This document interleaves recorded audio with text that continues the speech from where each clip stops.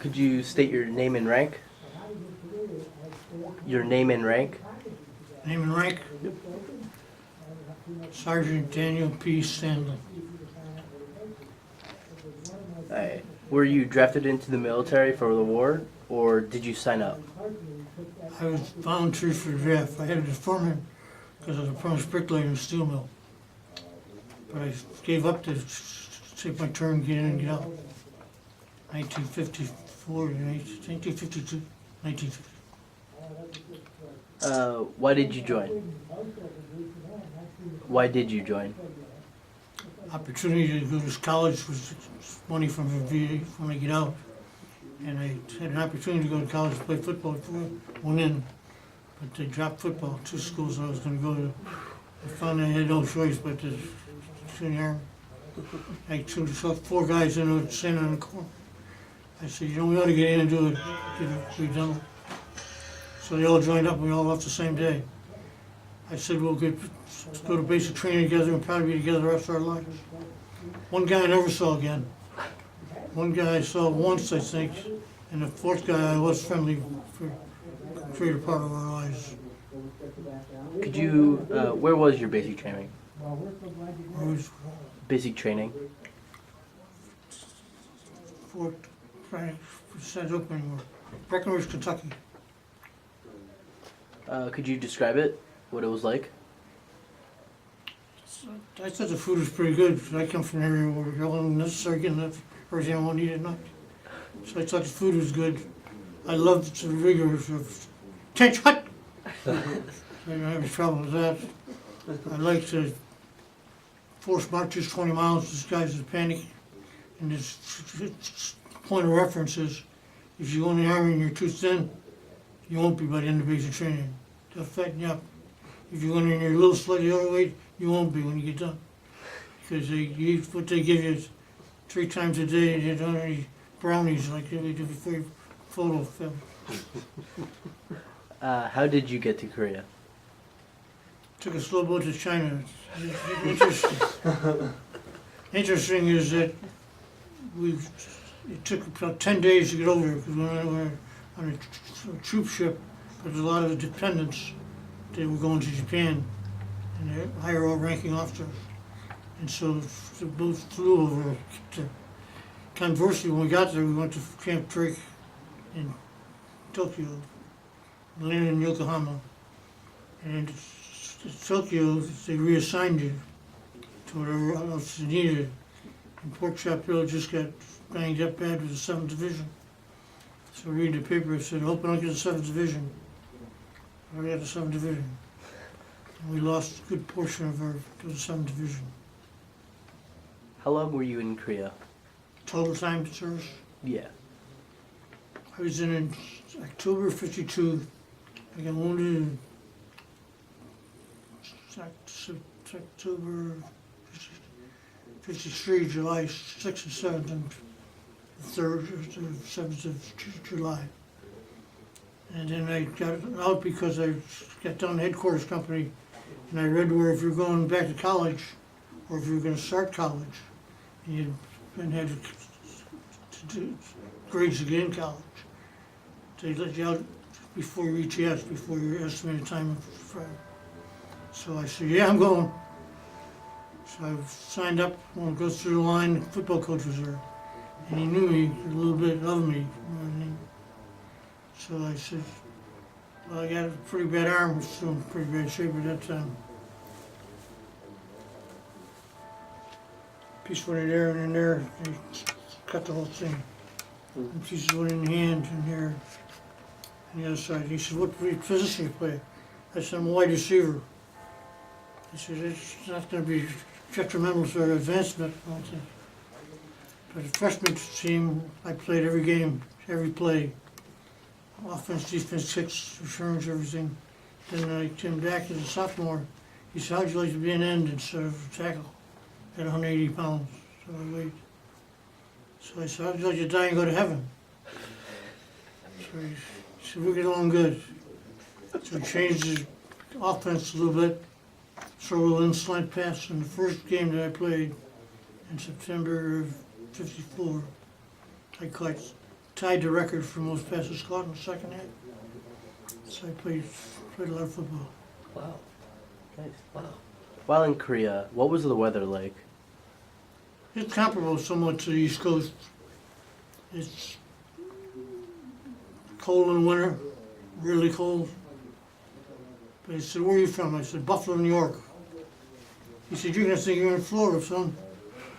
Well, I didn't think I was in Florida, but it wasn't that bad. But at least we're inside a hoochie, we call them, inside the bunker. And so we had 6 guys in one little hill. And we took this camel wires and stuck it in the mud on that side, stuck it in the mud this side, here, same way. And we took the camel wire and wrapped it around. Walkie-talkie, wrapped it around there. We took the sea ration boxes and put it on top of there. And then they said the first couple of weeks, you won't get inside the sleeping bag. After a while, you say, now or never. You get in the sleeping bag, don't worry about it. But I had the opportunity to pull patrol. First time I got there, he said, "We'd like to cut a patrol."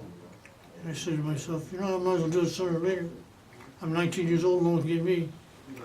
So I volunteered for this thing. And the first night I took it down, we get down the bottom of the hill, there's a little bridge there, and they open up with little bird guns, they had their side, pop, pop, pop, on their side. And we had the big M1s, But as soon as that happened, I discharged one of my hand grenades in their area, fired a couple of shots, did everything on this thing, and they heard the sign, pull back. Pull back around another GI. We checked him, he's a big guy. We started carrying him back, 2 of us. We dragged him back behind the line. And then we finally checked him, not that we were medics. We checked him and said, "This cat's dead. What are we doing? This isn't, we had to get him up so at least safe ground."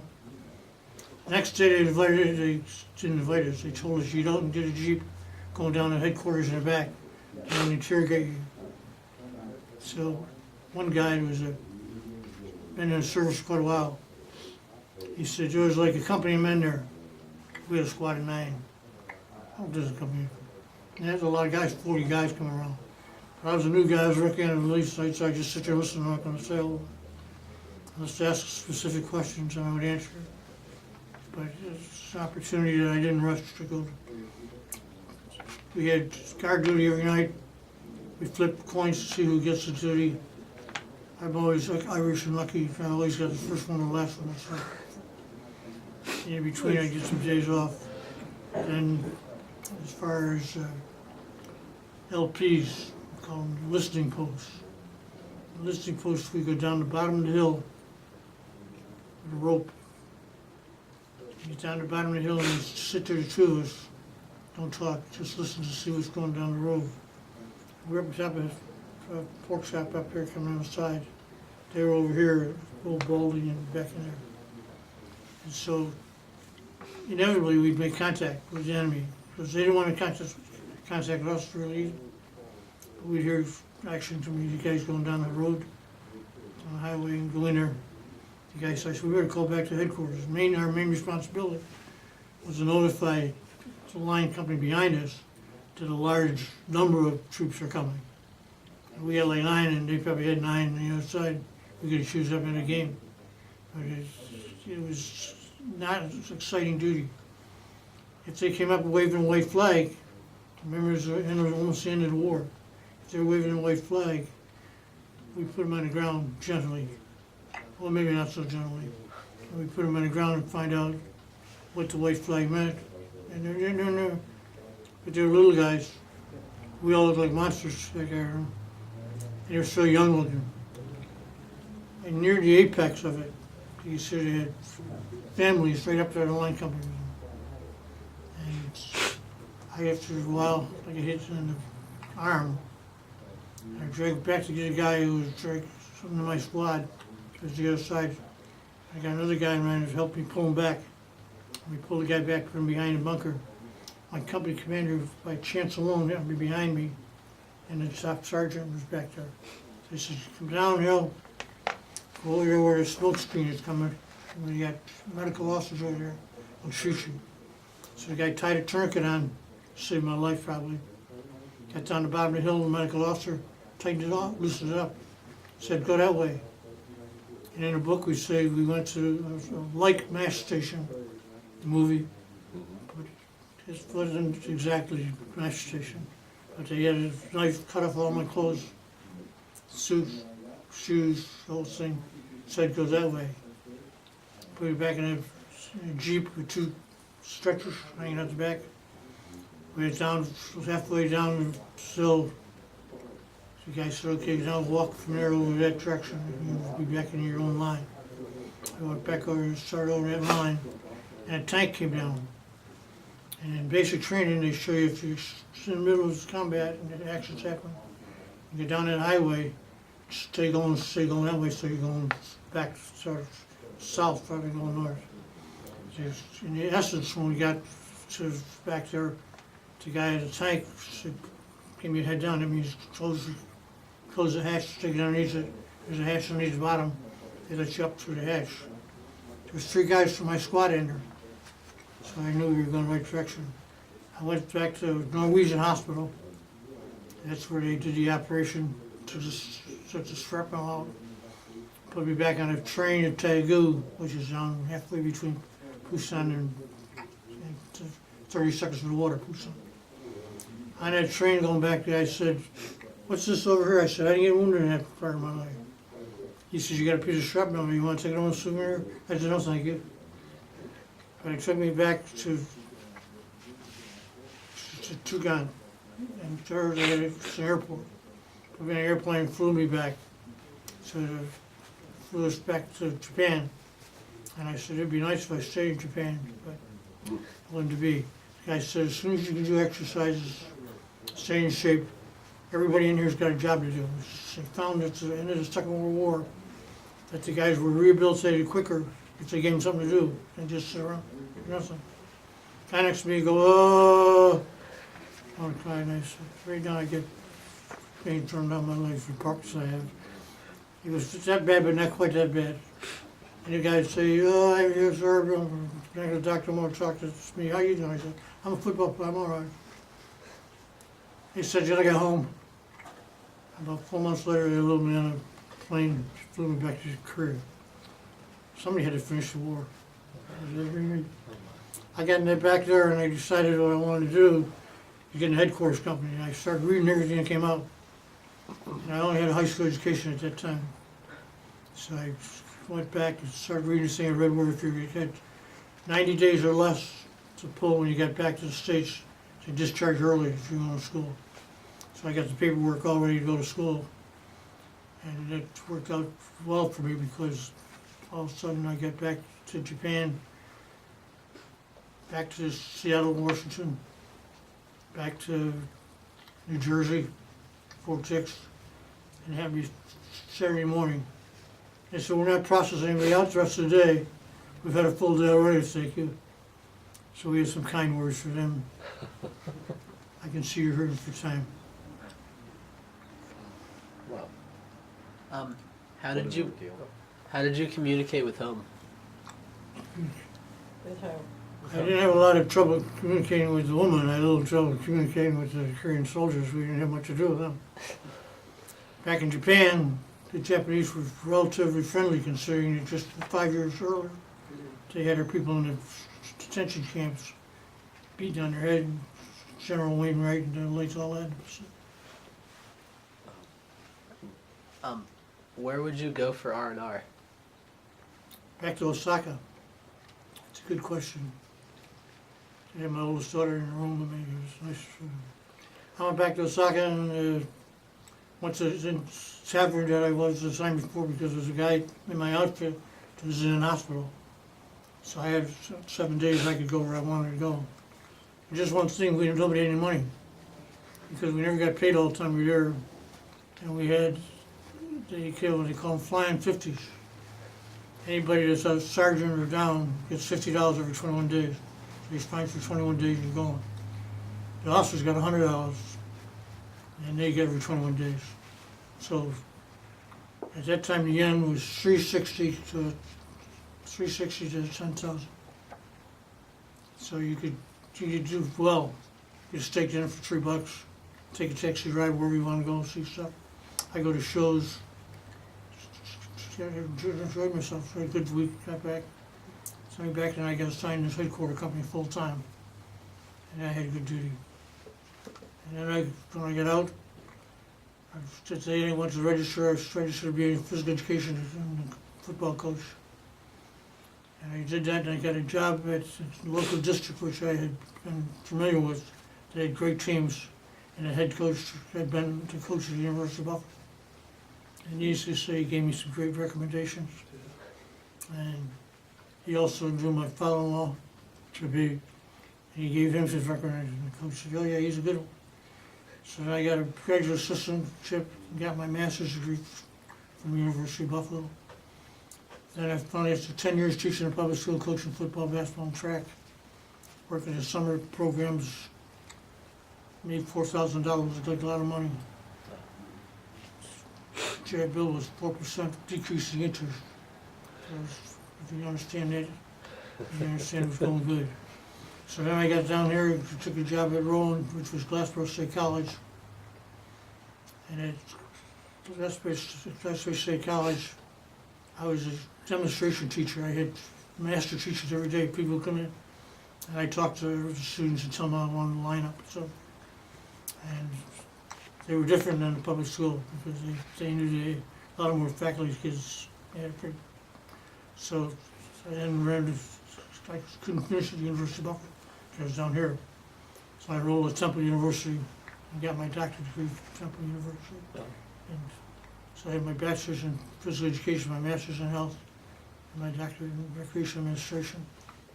My wife started at UB with me. She didn't have the GI Bill, so she was going a little slower. But she got her master's at Rowan, and her doctorate at Temple University. Wow. Very nice. So that's why I'm so shy. So, I said to me, you want me to call you Dr. Stanley or Sergeant Stanley?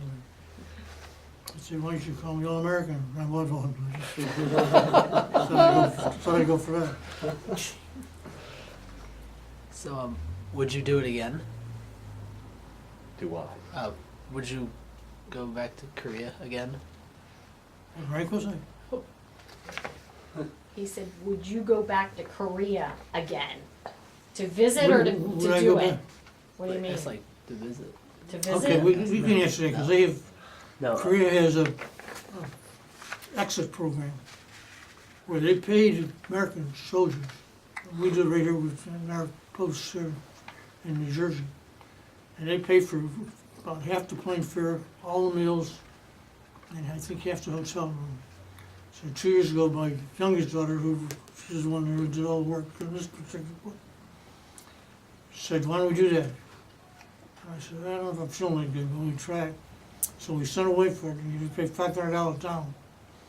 The guys, veterans that had been there, every one of them loved it. And so it was a great deal. And Korea has been one of the few countries that appreciates us. They're the center of the power structures of Far East. And they give large donations to veterans organizations. So one of my daughters, the middle daughter, works for a company that the president of the company was one born in North Korea. Came to South Korea when he was about 1 year old. Started a business, a clothing business that they do so well with shoes and so on and so forth. And she'd just gone back to school to get her HR, so she got a scholarship to Rutgers. And she's asked, we just all talk about the money she makes. So, she got 1 bonus last year, and I made all years. I taught it all. And I said, Wow. What do you have in your hand, sir? why am I moving? What do you have there? No, in your hand. What is that book?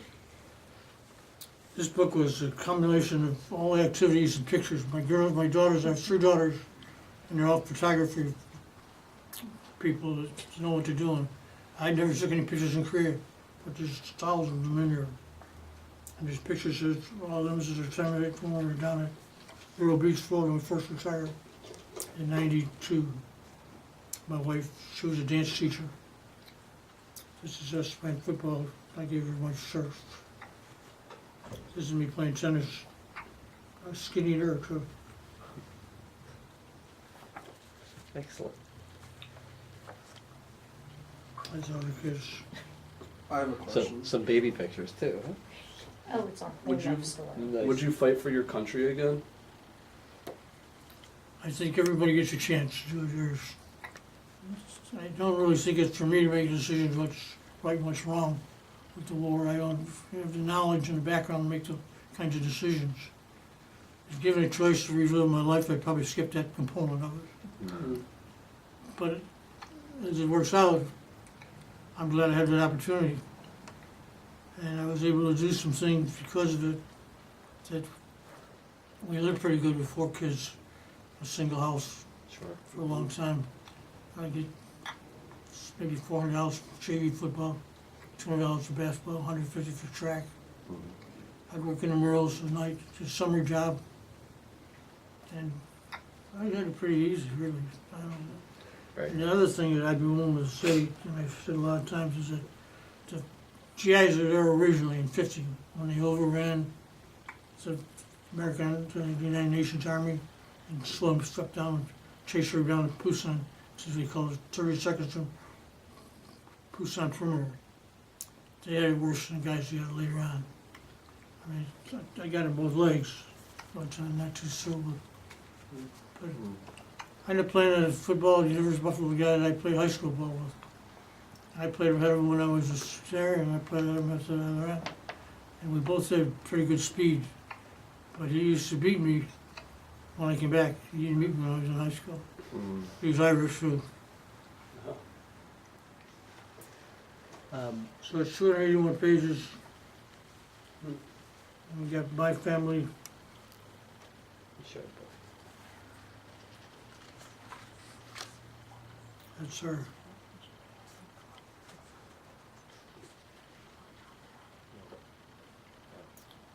She had the programs for football, and had my name in there and all thing. I went back and played an old timers game until I was about 32 years old.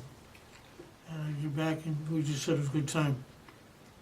Corey Picotti was there, about 3 or 4 guys. Jerry Philbin played for the Jets. Mm-hmm. I played all of them. My other daughter I had with me said, "You're getting the autographs." I said, "Well, go and get the autograph for her. Your sister will want one." And Sean Sofa, who played 3 sports at the University of Buffalo. Buddy Ryan too. Wow. Did you see any combat? Yes. Oh, yeah. That's where it came from. Oh, yeah. That's where the hanging there. I got it in this right here. This one behind, back in here, behind the leg. So I had a flight jacket on. And it's just you say that because it's the only night I ever wore one. When I cut the early patrols going down, we said cut a patrol down the hill. I didn't wear a flight jacket most of the time. And the sea pots are heavy. And so we go down, you go down for breakfast, or you can go down for lunch, eat a bowl of soup. The sea rations for breakfast. So. Really weren't that bad. The truth of the matter is, you had a bunch of burner. We used to have one for the squad. You could heat the sausage patties up, they turned meat and gravy. If you didn't heat them up, they just turned to white grease. And I didn't care to eat those. I never drank a cup of coffee. He asked me, I want coffee out there. I said, I never drank one. When I got to Korea, I said, well, you'll drink coffee here or get something else. I put the water in the pills. They taste terrible, but you better. I drink a lot of water, I still do. Sir, can you tell us about your recuperation time? How long did it take to put you back together? That's a simplistic question, takes a complex answer. About 10 years ago, or 12 maybe even more, I said, I don't have much information on you, and I'm the baby and you guys always leave me out of the picture. She said, we had a photo of pictures of her, we had 20 on a page, of some of them, and 10, they go down. So, I would say total time that I was in combat, I don't know, about 5 months. 5 months. As I went after I got back to Japan. Mm-hmm. And they give you a room, there were 17 guys in a room, and everybody has a job. Almost everybody smoked in those days. I didn't, but those who smoked. And so somebody had to empty the ashtray, somebody had to sweep the floor, somebody had to buff the floor, somebody had to wax them. I had one of my first jobs at WB, part of the football things, I had to clean the pharmaceutical lab. I went to fill with the formaldehyde, et cetera. Alright. Yeah. Alright, could you look into the camera right here and say freedom isn't free? Free isn't free, it says, we like to say that everybody contributes some contribute all. So, Amen. I also belong to the Purple Heart, especially, I was commander of Purple Heart in Vero Beach, Florida. And then we combined it with Indian River, which is a whole county like you would do here in Camden County. And so I was very active in that group, and for a long time, we started with mostly non-coms, PSC's corporal sergeant. Before we got to the captains and the region, but a general was the head of the Veterans Organization, but he was wounded. But we had about 40-some people when I moved back to Vero Beach to start with the Purple Heart. When I left, I think there was 5 left. Ironically, Bob McCarthy, who saved my daughter's neck, he was airborne. And the Second World War. Sitting and telling me in Buffalo, he said, Buffalo, he said, I just went to see Buffalo, see a guy that was in the airborne, man. We live in a little town off the street out in South Buffalo, near Lackawanna, near Stillman. I said, that's where I live. He said, well, I remember the street, it was Oak Hill. I said, that was my street. No way. And come to find out, his buddy lived about the 5th house down in the news section. I lived on the 3rd floor in Trumbull across the street. So we had a lot of fun, we stayed friendly, except somebody operated on his eye and went, whoops, he's blind. No. He's a big moose, I take him out places, if he, I have to drag him around if he becomes a task. We enjoyed each other. He called me today, he says, you know, I just wonder where you're at. I said, I'm all right, I don't need the sunshine right now, I'll be all right. So if you had a 4th of July parade, the first year that I put the thing on, we had maybe 25, 30 people. Last year I think it was like 2,000. It's a beautiful place, I got pictures of it in here also. Rowan gives an award in my name for top alumnus from physical education, recreation, or dance, whatever it would be. And so I'm in Florida, she took care of my oldest daughter, and she's very meticulous. And she doesn't take no for an answer. She says, we're always here, we are in April, I heard when you're having a banquet for my dad. A Daniel P. Stanley medallion, I'm looking for it. Wow, So, very nice. they split the department, you know, we had good teams all the time when I was there, but we have very good teams now. 100 kids on a football team, all dressed in uniform, football field was great. First day I was back 3 years ago, I was really impressed. Very I nice. was department chair for about 6 years, and I decided to pack it in. Alright. I think that's it. Alright. You got everything? Thank you for coming here. Is that good? Thank you very much. All right.